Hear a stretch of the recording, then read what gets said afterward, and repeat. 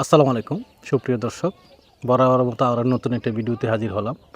আমরা অনেকেই কিন্তু মালটা খেয়েছি, কিন্তু মালটা গাছ কিন্তু আমরা এখন পর্যন্ত অনেকেই দেখি নাই, অনেকেই দেখেছি। বাট আজকে আমি আপনাদেরকে দেখাবো, এই দেখেন মালটা শুরু থেকে দেখতে কেমন হয়। ঠিক আছে, এটা হচ্ছে আমাদের লাগানো একটা গাছ। আমি এটা কলবে চারা কিনে নিয়ে এসেছিলাম কুমিল্লার একটা বিখ্যাত নার্সারি থেকে। আমি কমেন্টে নার্সারির নামটা বলে দেব। আপনারা কে এইসব গাছ দেখেছেন অবশ্যই জানাবেন, আর না দেখে থাকলে অবশ্যই দেখেন। একটু কাছ থেকে দেখাও। এই যে দেখেন এই মালটাটা, এটা কিন্তু সম্পূর্ণ সবুজ কালার।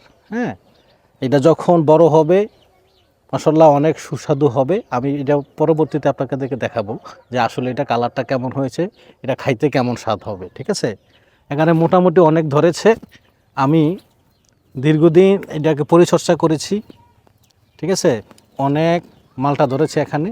দোয়া করবেন যাতে ইনশাল্লাহ ভালো ফলন আমরা পেয়ে থাকি। ঠিক আছে, অনেক সুন্দর ফলন ধরেছে। কষ্ট যেমনই হোক, যদি তার ফলটা একটু মিষ্টি হয় অবশ্যই ভালো লাগবে।